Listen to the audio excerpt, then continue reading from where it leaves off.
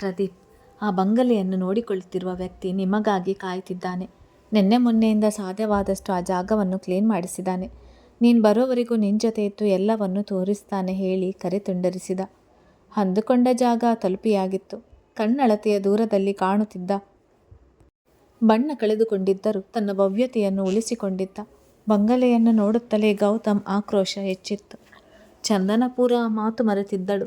ಗೌತಮ್ ಗೇಟಿನ ಮುಂದೆ ಕಾರು ನಿಲ್ಲಿಸುತ್ತಲೇ ಅಲ್ಲಿದ್ದ ವ್ಯಕ್ತಿ ಒಳಗಿನಿಂದ ಓಡಿ ಬಂದು ಗೇಟ್ ತೆರೆದು ಗೌತಮ್ ಕಾರನ್ನು ಒಳಗೆ ನಡೆಸುವ ಮೊದಲೇ ಕಾರಿನಿಂದ ಇಳಿದ ಚಂದನ ಯಾರ ಮಾತಿಗೂ ಕಾಯದವಳಂತೆ ಎದುರು ಇದ್ದ ಬಂಗಲೆಯನ್ನು ನೋಡುತ್ತಾ ನಡೆದು ಬಂದವಳು ಕಬ್ಬಿಣದ ಬೃಹದಾಕಾರದ ಗೇಟನ್ನು ಒಮ್ಮೆ ಸವರಿದಳು. ಮೈ ಮನಸ್ಸಿನಲ್ಲಿ ಮೂಡಿದ್ದ ರೋಮಾಂಚನ ನೋಟ ಮತ್ತೊಮ್ಮೆ ಗಮನಿಸುವಂತೆ ಬಂಗ್ಲೆಯ ಕಡೆಗೆ ಸಾಗಿತ್ತು. ಅದೇ ಬಾಗಿಲು, ಕನಸಿನಲ್ಲಿ ತನಗಾಗಿ ಕಾಯುತ್ತಾ ಅಲ್ಲಿ ನಿಂತಿದ್ದ ವ್ಯಕ್ತಿಗಾಗಿ ಹುಡುಕಾಟ ನಡೆಸಿದ್ದಳು. ಕನಸು ವಾಸ್ತವ ಎಲ್ಲ ಮರೆತಿದ್ದಳು.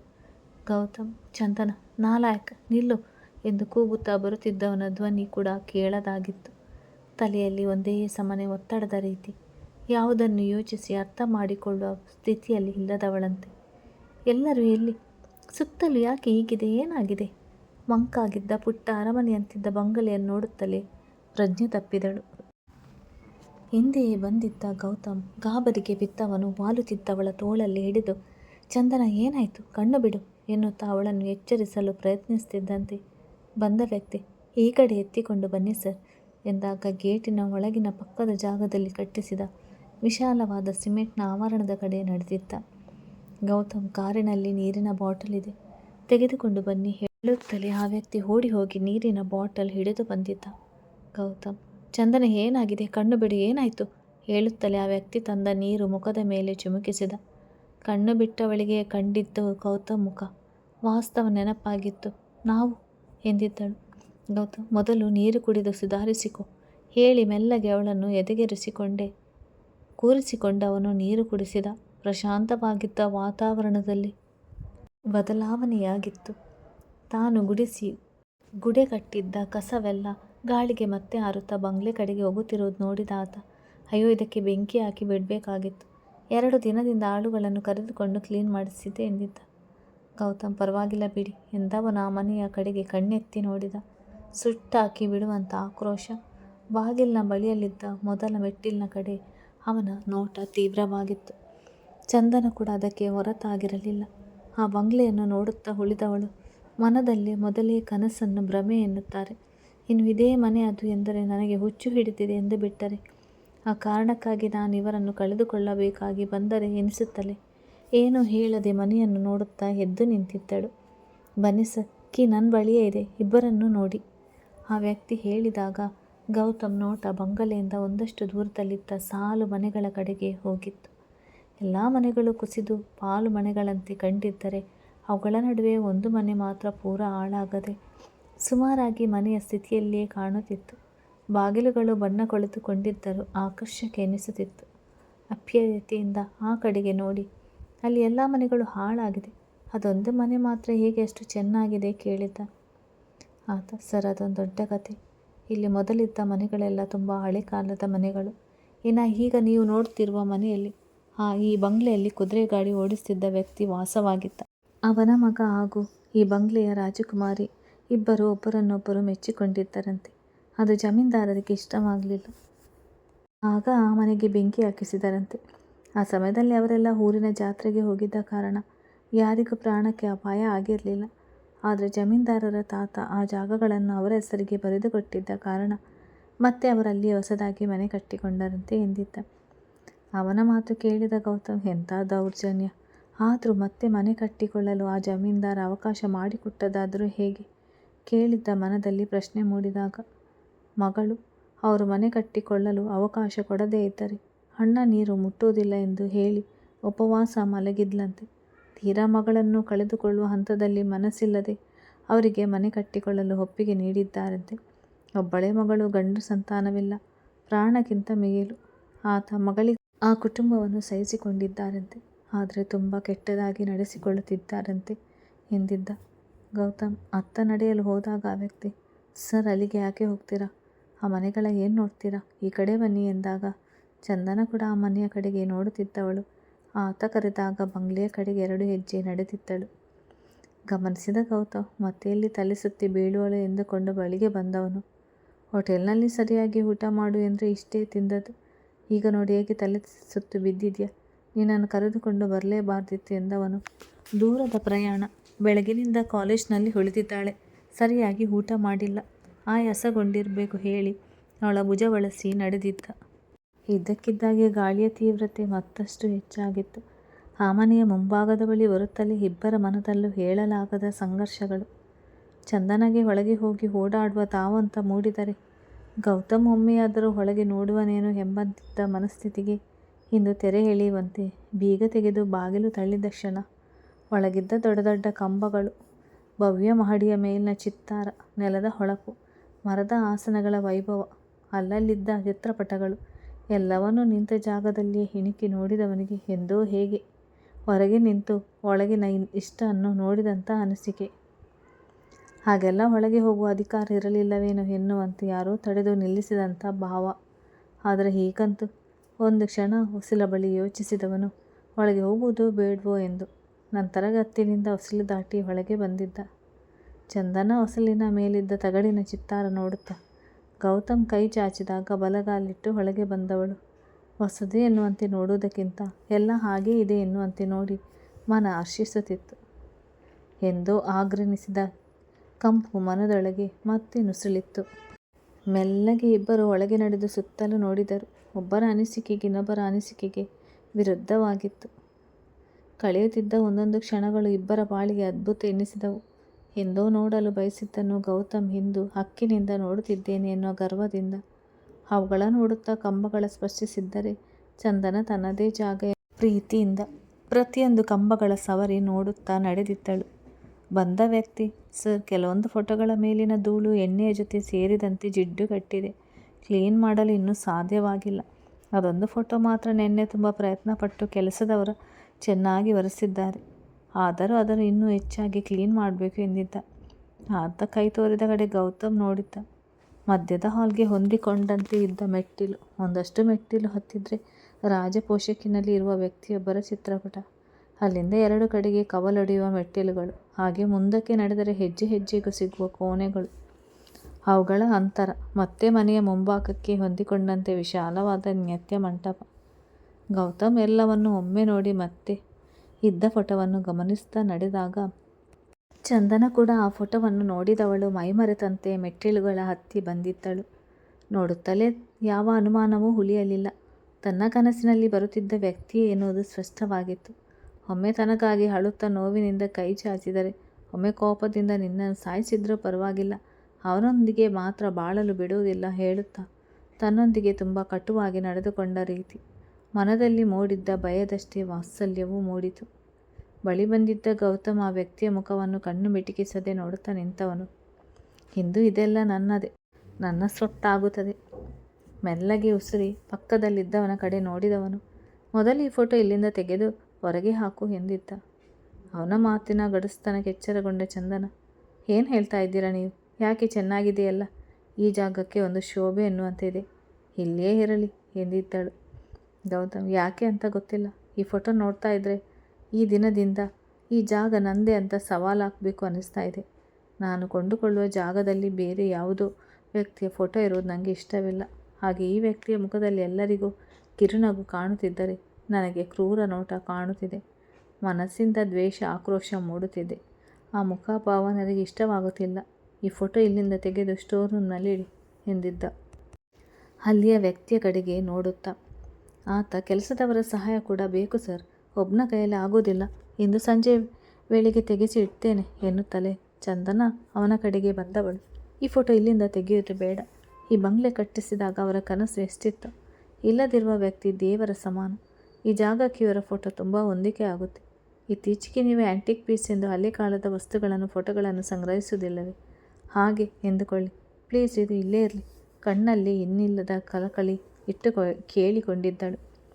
ಮಡದಿ ಈ ರೀತಿ ಕೇಳಿಕೊಂಡಾಗ ನಿರಾಕರಿಸದವನು, ಮನಸ್ಸಿಲ್ಲದಿದ್ದರೂ ನಿನ್ನಿಷ್ಟ, ಆದರೆ ಯಾಕೋ ನನಗೆ ಈ ವ್ಯಕ್ತಿ ಫೋಟೋ ಇಲ್ಲಿರೋದು ಇಷ್ಟವಾಗುತ್ತಿಲ್ಲ ಎಂದಿದ್ದ. ಅವನ ಮಾತಿಗೆ ವಿರೋಧ ಹೇಳುವ ಮನಸ್ಥಿತಿ ಅವಳಿಗೆ ಇಲ್ಲ. ಆದರೂ ಅದನ್ನು ಮೆಟ್ಟಿ ಅಲ್ಲಿಂದ ಆ ಫೋಟೋ ತೆಗೆಸಬೇಕು ಎನ್ನಿಸಲಿಲ್ಲ. ಕೆಲವು ದಿನಗಳು ಕಳೆದರೆ ನೋಡುತ್ತಾ ನಿಮಗೆ ಅಭ್ಯಾಸವಾಗಬಹುದು ಎನ್ನುತ್ತಾ ಅವನ ಕೈಯಲ್ಲಿ ಕೈ ಬೆಸೆಯುತ್ತಲೇ ಅವಳತ್ತ ನೋಡಿದ ಗೌತಮ್. ಹೀಗೆ ಆಗಾಗ ಸನಿಹ ಬಂದು ಸ್ವಲ್ಪ ವಿಚಾರಿಸಿಕೊಂಡರೂ ತೃಪ್ತ. ನಾನು ಹೇಳಿ ಅವಳು ಹಿಡಿದಿದ್ದ ತನ್ನ ಕೈ ಕಡೆಗೆ ನೋಡಿದ್ದ. ಚಂದನ ಅವನ ಮಾತಿಗೆ ನಕ್ಕು. ಹಿಂದಕ್ಕೆ ಕೈ ತೆಗೆದುಕೊಳ್ಳದೆ, ಹೀಗಂತ ನಿಮ್ಮ ಮನೆಯಲ್ಲೇ ಇದ್ದೇನೆ, ನನ್ನ ಪೂರ್ಣ ಗಮನ ಆಲೋಚನೆ ಎಲ್ಲ ನೀವೇ, ಅಂಥದ್ರಲ್ಲಿ ಸ್ವಲ್ಪ ಹೇಗೆ ಸಾಧ್ಯ? ಪೂರ್ಣವಾಗಿ ನಿಮ್ಮವಳೆ ತಾನೇ ನಾನು. ಹೇಳುತ್ತಿದ್ದಂತೆ ಆ ವ್ಯಕ್ತಿಯ ಆಳೆತ್ತರದ ಚಿತ್ರಪಟದ ಮುಂದೆ ಇದ್ದ ದೊಡ್ಡ ದೀಪದ ಕಂಬ ಕೆಳಗೆ ಬೀಳುವಂತೆ ಜಾರಿದ್ದು ನೇರ ಬಿದ್ದದ್ದು ಗೌತಮ್ ಕಾಲಿನ ಮೇಲೆ.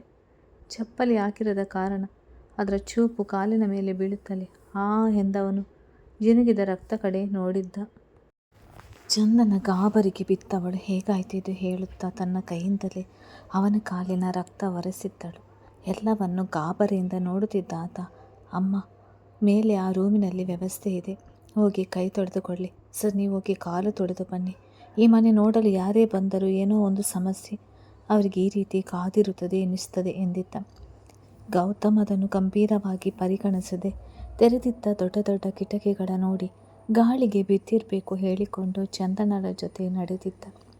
ನಲ್ಲಿ ತಿರುಗಿಸಲು ಚಂದನ ಕಷ್ಟಪಡುತ್ತಿರುವುದನ್ನು ನೋಡಿ ಗೌತಮ್ ಮುಂದೆ ಬಂದು ತಾನೇ ನಲ್ಲಿ ತಿರುಗಿಸಿದ.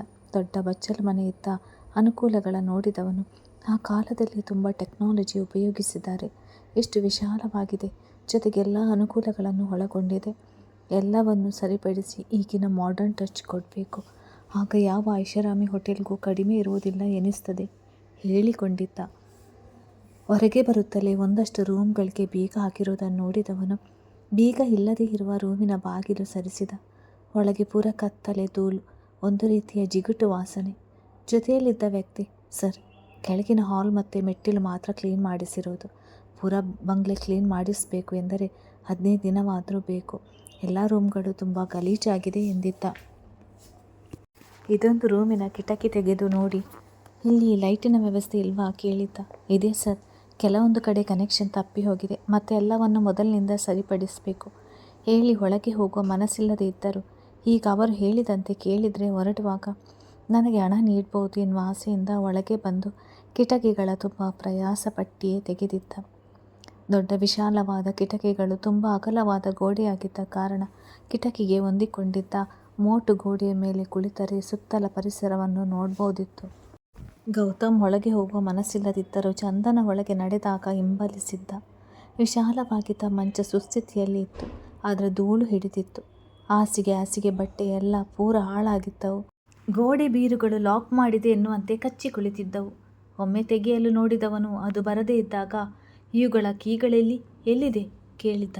ಸರ್, ಅದೆಲ್ಲ ಪ್ರದೀಪ್ ಸರ್ ಬಳಿ ಇರ್ಬೋದು ಸರ್, ಇಲ್ಲಿಂದ ನೋಡಿ, ಈ ಕಡೆಯಿಂದ ಎನ್ನುತ್ತಾ ನಿಧಾನವಾಗಿ ಎಲ್ಲ ವಿವರಿಸುತ್ತಾ ಅಲ್ಲಿದ್ದ ಟೇಬಲ್ ಕುರ್ಚಿಗಳ ಮೇಲಿದ್ದ ಧೂಳನ್ನು ಚೂರು ಒರೆಸಿ, ಎಲ್ಲವೂ ಚೆನ್ನಾಗಿದೆ ಸರ್, ಆದರೆ ಧೂಳು ಹಿಡಿದಿದೆ ಅಷ್ಟೇ, ಎಲ್ಲ ಒರೆಸಿ ಮತ್ತೆ ಪಾಲಿಷ್ ಪೇಂಟಿಂಗ್ ಮಾಡಿಸಿದ್ರೆ ಹೊಸದರಂತೆ ಕಾಣುತ್ತದೆ. ಹಾಸಿಗೆಗಳನ್ನು ಮಾತ್ರ ತಂದು ಹಾಕಿದರೆ ಸಾಕು, ಬಟ್ಟೆ ಅಂಥದ್ದು ಮಾತ್ರ ಹಾಳಾಗಿರುವುದು ಎಂದಿದ್ದ. ಗೌತಮ್, ಮೊದಲು ಬಿಲ್ಡಿಂಗ್ನ ಒಂದಿಷ್ಟು ಕೆಲಸ ಮುಗಿಸಿ ನಂತರ ಫರ್ನಿಚರ್ಸ್, ಹಾಗೆ ಉಳಿದವುಗಳ ಕಡೆ ಗಮನ ಹರಿಸುವುದು ಎಂದಿದ್ದ. ಚಂದನಿಗೆ ಸ್ಪಷ್ಟವಾಗಿ ಯಾವ ನೆನಪು ಮೂಡದೆ ಇದ್ದರೂ ಅಲ್ಲೆಲ್ಲ ಓಡಾಡಿರುವಂತಹ ಅನಿಸಿಕೆ, ಎಂದೋ ಇಲ್ಲಿಗೆ ಬಂದಂತೆ ಕುಳಿತಂತೆ ಮಾತನಾಡಿದಂತಹ ಆಲೋಚನೆ, ಯಾರ ಕೋಣೆ ಆಗಿರ್ಬೋದಿದು ಹೇಳಿಕೊಂಡಿದ್ದಳು. ಕೋಣೆಯಲ್ಲಿದ್ದ ಚಿತ್ರಪಟಗಳು ಕೂಡ ಪೂರ ಧೂಳಿ ಹಿಡಿದಿದ್ದ ಕಾರಣ ಸ್ಪಷ್ಟವಾಗಿ ಏನನ್ನು ನೋಡಲು ಸಾಧ್ಯವಾಗಲಿಲ್ಲ. ಕಿಟಕಿಗಳು ಗಾಳಿಗೆ ಇದ್ದಕ್ಕಿದ್ದಾಗೆ ಮುಚ್ಚಿ ತೆರೆಯುತ್ತಲೇ ಆತ ಗಾಬರಿಗೊಂಡವನು, ಸರ್, ಹೊರಡೋಣ ಎಂದಿದ್ದ. ಗೌತಮ್ ಬಂದಾಗಿನಿಂದ ಆತನ ಮುಖದಲ್ಲಿ ವಿನಮ್ರತೆ, ಕೆಲಸದಲ್ಲಿ ಶ್ರದ್ಧೆ ಎರಡೂ ಇದ್ದರೂ ಗಾಬರಿ ಇರುವುದು ಗಮನಿಸಿದ್ದ. ಗೌತಮ್, ಆ ಕಡೆಗೆ ಹೋಗೋಣ ಕೈ ತೋರಿ ಹೇಳಿ ಇನ್ನೊಂದು ಬದಿಯ ಮಹಡಿಯ ಕಡೆ ನಡೆಯಲು ನೋಡಿದಾಗ ಆತ, ಸರ್, ಎಲ್ಲವೂ ಕ್ಲೀನ್ ಆದಮೇಲೆ ನೋಡಿ, ಆ ಕಡೆ ಏನನ್ನೂ ಸ್ವಚ್ಛಗೊಳಿಸಿಲ್ಲ ಹೇಳಿದವನು. ಸ್ವಚ್ಛ ಮಾಡುವ 2 ದಿನದಲ್ಲೂ ಮೇಲ್ಭಾಗದ ಆ ಕಡೆಯಿಂದಲೇ ಒಂದು ರೀತಿಯ ವಿಚಿತ್ರವಾದ ಶಬ್ದಗಳು ಕೇಳಿದ್ದು ನೆನಪಾಗಿತ್ತು. ಗೌತಮ್ ಸಮಯವಾಗುತ್ತಿದ್ದದ್ದು ಗಮನಿಸಿದವನು, ನಾನು ಪ್ರದೀಪ್ ಜೊತೆ ಮಾತಾಡ್ತೇನೆ, ರಿಜಿಸ್ಟ್ರೇಷನ್ ಆಗುತ್ತಲೇ ನಿಮಗೆ ತಿಳಿಸ್ತೇನೆ, ಎಷ್ಟು ಜನ ಕೆಲಸದವರು ಬೇಕೋ ತೆಗೆದುಕೊಂಡು ಇಡೀ ಬಂಗ್ಲೆ ಕ್ಲೀನ್ ಮಾಡಿಸಿ, ನಂತರ ಎಲ್ಲಿ ಏನು ಡ್ಯಾಮೇಜ್ ಆಗಿದೆ, ಯಾವ ಅನುಕೂಲಗಳು ಒಳಗೊಂಡಿರಬೇಕು ಎನ್ನುವುದನ್ನು ಒಂದು ಪಟ್ಟಿ ಮಾಡಿ ಎಲ್ಲ ಕೆಲಸಗಳನ್ನು ಮುಗಿಸಿದ ನಂತರ ಪೇಂಟ್ನವರಿಗೆ ಹೇಳೋದು. ಕೊನೆಯಲ್ಲಿ ಆ ಬಂಗ್ಲೆಗೆ ಬೇಕಾದ ಫರ್ನಿಚರ್ಸ್ ಬಗ್ಗೆ ಯೋಚಿಸಿದರೆ ಆಯಿತು ಹೇಳಿಕೊಂಡೆ. ಆ ಬಂಗ್ಲೆಯ ಹಿಂದುಗಡೆಯ ಬಾಲ್ಕನಿಗೆ ಬಂದವನು ಸುತ್ತಲ ವಿಶಾಲವಾದ ಜಾಗ ನೋಡಿ ಆದಷ್ಟು ಬೇಗ ಇಲ್ಲಿ ರೆಸಾರ್ಟ್ ಕೆಲಸ ಶುರುವಾಗ್ತದೆ. ಹಾಗೆಯೇ ಪುಟ್ಟ ಪುಟ್ಟ ಕಾಟೇಜ್, ದೇವಸ್ಥಾನ, ಪಾರ್ಕ್, ಸ್ವಿಮ್ಮಿಂಗ್ ಪೂಲ್ ಎಲ್ಲವೂ ಇರುತ್ತದೆ. ಅದರ ಜೊತೆಗೆ ಈ ಬಂಗ್ಲೆ ಕೂಡ ಹೊಸ ರೀತಿಯ ಆಕರ್ಷಣೆಯೊಂದಿಗೆ ಹಳೆಯ ಟ್ರೆಡಿಷ್ನಲ್ ಲುಕ್ ಉಳಿಸಿಕೊಂಡು ಜೊತೆಗೆ ಬರುವವರಿಗೆ ಅರಮನೆಯ ಫೀಲ್ ಕೊಡಬೇಕು. ಇನ್ನು ಮುಂದೆ ನೀವಿಲ್ಲಿ ಪರ್ಮನೆಂಟ್ ಆಗಿ ಕೆಲಸಕ್ಕೆ ಸೇರ್ಬೋದು. ಇವೆಲ್ಲ ನಡೆಯಲು 3-4 ವರ್ಷಗಳು ಆಗ್ತದೆ. ನಂತರ ಕೂಡ ಈ ಬಂಗ್ಲೆಯ ಮೇಂಟೆನೆನ್ಸ್ ನೀವೇ ನೋಡಿಕೊಳ್ಳಿ. ಅಂದರೆ ಪರ್ಮನೆಂಟ್ ಆಗಿ ನೀವಿಲ್ಲಿ ಕೆಲಸ ಮಾಡ್ಬೋದು. ನಿಮ್ಮ ಸ್ಯಾಲ್ರಿ ಬಗ್ಗೆ ತಿಳಿಸ್ತೇನೆ. ಇಲ್ಲಿಯ ಯಾವುದೇ ವಿಷಯ ಇದ್ದರೂ ನನ್ನನ್ನು ಕಾಂಟ್ಯಾಕ್ಟ್ ಮಾಡಿ ತಿಳಿಸಿ. ಹೇಳಿದವನಿಗೆ ಸುತ್ತಲ ಜಾಗ ನೋಡಿ ತೃಪ್ತಿಯಾಗಿತ್ತು. ಮೊದಲೇ ಒಂದು ಅಂದಾಜಿನಲ್ಲಿ ಯಾಕೋ ಆ ಜಾಗ ಇಷ್ಟವೆನಿಸಿ ಒಪ್ಪಿದವನಿಗೆ ಈಗ ವ್ಯಾವಹಾರಿಕವಾಗಿ ನೋಡಿದಾಗ ತನಗೆ ಒಳ್ಳೆಯ ಲಾಭ ಹಾಗೂ ಒಳ್ಳೆಯ ಹೆಸರು ತಂದು ಕೊಡುತ್ತದೆ ಎನ್ನುವ ನಂಬಿಕೆ ಮೂಡಿತು. ಗೌತಮ್ ಆ ವ್ಯಕ್ತಿಗೆ ಹಣ ನೀಡಿ, ಹೆಚ್ಚಿನ ಬದಲಾವಣೆ ನನಗೆ ಇಷ್ಟವಿಲ್ಲ, ಈಗ ಹೇಗಿದೆಯೋ ಪೂರ ಟ್ರೆಡಿಷ್ನಲ್ ಲುಕ್ ಹಾಗೇ ಇರಬೇಕು, ಸಣ್ಣ ಪುಟ್ಟ ಬದಲಾವಣೆಗಳು ಕೂಡ ನನ್ನನ್ನು ಕೇಳದೆ ಮಾಡಬಾರದು ಎಂದಿದ್ದ. ಆ ವ್ಯಕ್ತಿ ತನ್ನ ಕೈಯಲ್ಲಿದ್ದ ಅಷ್ಟು ಹಣ ನೋಡಿ ಅಚ್ಚರಿ ಜೊತೆಗೆ ಸಂತೋಷಪಟ್ಟವನು. ಇಷ್ಟು ಒಳ್ಳೆಯ ವ್ಯಕ್ತಿಗೆ ನಿಜ ತಿಳಿಸದೇ ಇದ್ದರೆ ಹೇಗೆ ಎನಿಸಿದಾಗ, ಸರ್, ಒಂದು ವಿಷಯ ಹೇಳಬೇಕಾಗಿತ್ತು, ಮನಸ್ಸು ತಡೆಯುತ್ತಿಲ್ಲ, ಹಾಗೆ ಹೇಗೆ ಹೇಳುವುದೆಂದು ತಿಳಿಯುತ್ತಿಲ್ಲ ಎಂದಿದ್ದ.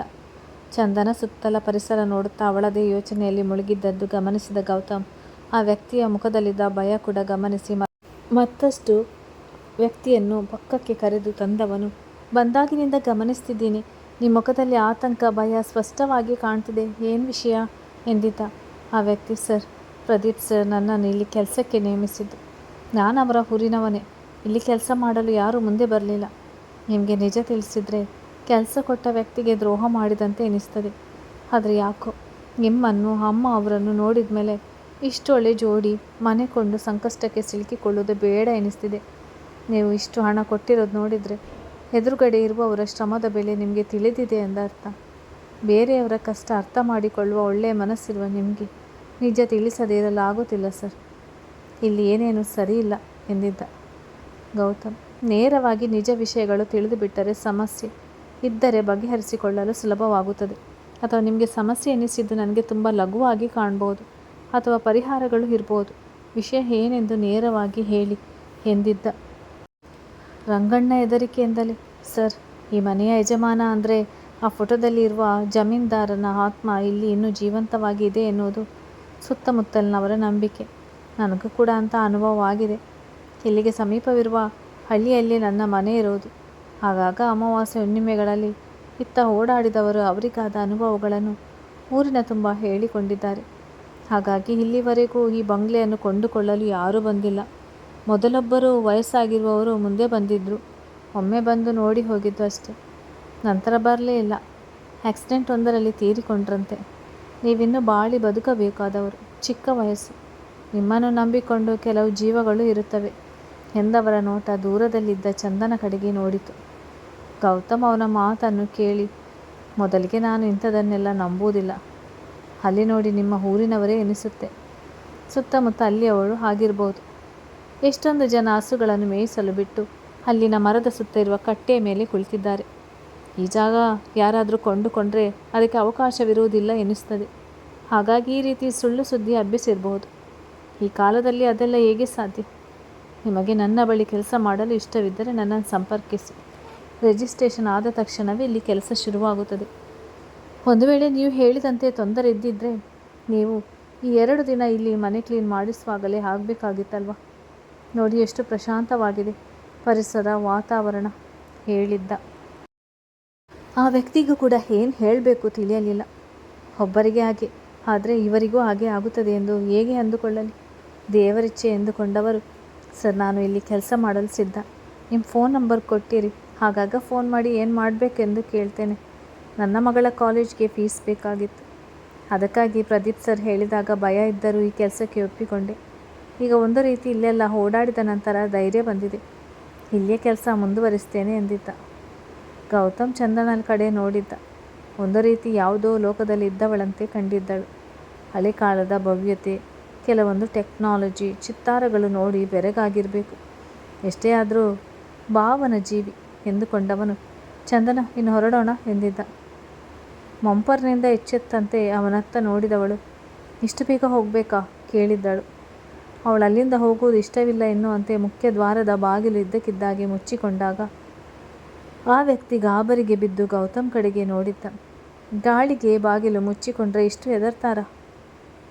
ಅಭ್ಯಾಸ ಮಾಡಿಕೊಳ್ಳಿ ಎಂದವನು ಅವಳತ್ತ ನಡೆದು, ನಿನ್ನನ್ನು ನೋಡಿದರೆ ಇಲ್ಲೇ ಇರುವಂತೆ ಇದೆ, ಸದ್ಯಕ್ಕೆ ಹೊರಡೋಣ, ಆಗಾಗ ಬರ್ಬೋದು ಹೇಳಿದಾಗ ಮನೆಯ ಸುತ್ತಲೂ ಒಂದು ಆಪ್ಯಾಯತೆಯಿಂದ ನೋಡಿ ಹೆಜ್ಜೆ ಹಾಕಿದಳು.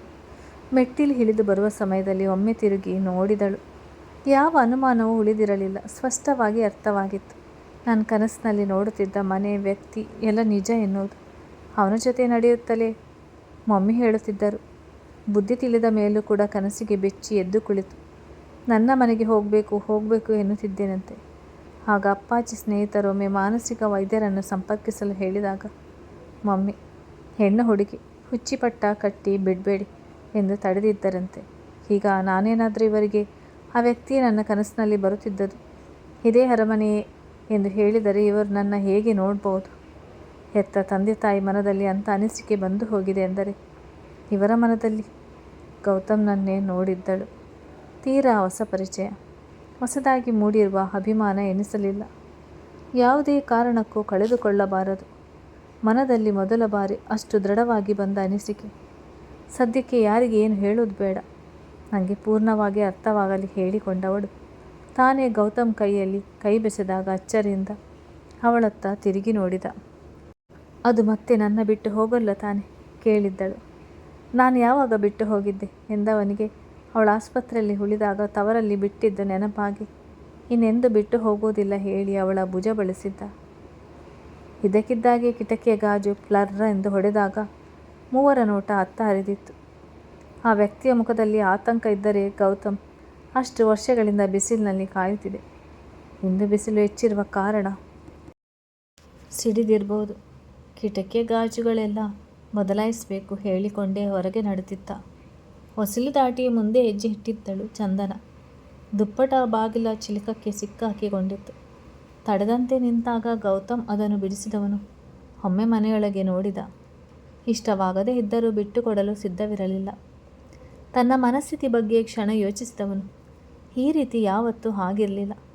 ಇಷ್ಟು ಒಳ್ಳೆಯ ಬಂಗಲೆ, ಆದರೆ ಮನಸ್ಸು ಇದರ ಅಂದವನ್ನು ಆಸ್ವಾದಿಸಲು ಬಯಸುತ್ತಿಲ್ಲ ಹೇಳಿಕೊಂಡವನು ಹೊರಬಂದು ಮತ್ತು ಅದೇ ಪುಟ್ಟ ಮನೆಯ ಕಡೆಗೆ ನೋಡಿ ನಡೆದಿದ್ದ.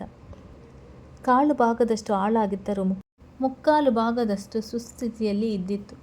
ಒಮ್ಮೆ ಅದನ್ನು ನೋಡೋಣ ಬನ್ನಿ ಹೇಳಿ ಮತ್ತಷ್ಟು ಮುಂದೆ ನಡೆದಾಗ ಆ ವ್ಯಕ್ತಿ, ಸರ್, ಒಳಗೆಲ್ಲ ಗಿಡ ಗಂಟೆ ಬೆಳೆದಿದೆ, ಅದು ಇದು ಇರುವ ಸಾಧ್ಯತೆ ಇದೆ, ಈಗ ಒಳಗೆ ಹೋಗೋದು ಬೇಡ, ಮುಸ್ಸಂಜೆ ಜಾರುತ್ತಿದೆ, ಇನ್ನೊಮ್ಮೆ ನೀವು ಬರುವ ವೇಳೆಗೆ ಇದನ್ನು ಸಹ ಕ್ಲೀನ್ ಮಾಡಿಸ್ತೇನೆ ಎಂದಿದ್ದ. ಗೌತಮ್ ಹಾಗೆ ನೋಡುತ್ತಾ ನಿಂತವನು, ಕಸ ಕಡ್ಡಿ ಮಾತ್ರ ತೆಗೆಸಿದರೆ ಸಾಕು, ಒಳಗಡೆ ಈಗ ಹೇಗಿದೆಯೋ ಹಾಗೇ ಇರಲಿ, ಯಾವುದನ್ನು ಹಾಳು ಮಾಡಬೇಡಿ ಹೇಳುತ್ತಲೇ ಸನಿಹ ಬಂದಿದ್ದವನು ಬಾಗಿಲನ್ನೊಮ್ಮೆ ಸವರಿ ನೋಡಿದ್ದ. ಅರ್ಥವಾಗದ ಸಂಕಟ ಎಲ್ಲ ವಿಚಿತ್ರವಾಗಿದೆ ಹೇಳಿಕೊಂಡವನು ಆತ ಎಚ್ಚರಿಸಿದಾಗ ಕಾರಿನ ಕಡೆಗೆ ನಡೆದಿದ್ದ. ಆ ವ್ಯಕ್ತಿ ಗೇಟನ್ನು ಎಳೆದುಕೊಳ್ಳುತ್ತಲೇ ಒಮ್ಮೆ ತಿರುಗಿ ನೋಡಿದವನು ಕೊಂಡುಕೊಳ್ಬೇಕು ಎನಿಸ್ತಿತ್ತು. ಆದರೆ ಈಗ ಏನೇ ಆದರೂ ಕೊಂಡುಕೊಳ್ತೇನೆ, ಬಿಡಬಾರ್ದು ಎನಿಸ್ತಿದೆ ಹೇಳಿಕೊಂಡವನು ಕಾರಿನ ಕಡೆ ನಡೆದು ಆ ವ್ಯಕ್ತಿಗೆ ತನ್ನ ನಂಬರ್ ನೀಡಿ ಕಾಂಟ್ಯಾಕ್ಟ್ ಮಾಡುತ್ತೇನೆ ಎಂದಿದ್ದ. ಚಂದನಗೆ ಹೊರಡುವ ಮನಸ್ಸಿಲ್ಲ. ಆದರೆ ಮನದ ತುಂಬ ನೂರಾರು ಪ್ರಶ್ನೆ ತುಂಬಿಕೊಂಡು ಕಾರು ಹತ್ತಿ ಕುಳಿತವಳು. ಇವರಿಂದ ವಿಷಯ ಮುಚ್ಚಿಡುವ ಅನಿಸಿಕೆ ಇಲ್ಲ, ಸಮಯ ನೋಡಿ ತಿಳಿಸುತ್ತೇನೆ ಹೇಳಿಕೊಂಡಿದ್ದಳು. ಕತೆ ಮುಂದುವರಿಯುತ್ತದೆ. ಹಾಗೆ ಯಾರೆಲ್ಲ ನನ್ನ ಚಾನಲನ್ನು ಸಬ್ಸ್ಕ್ರೈಬ್ ಮಾಡಲಿಲ್ಲ ಅವರೆಲ್ಲ ದಯವಿಟ್ಟು ನನ್ನ ಚಾನಲನ್ನು ಸಬ್ಸ್ಕ್ರೈಬ್ ಮಾಡಿ, ಲೈಕ್ ಆ್ಯಂಡ್ ಶೇರ್ ಮಾಡಿ.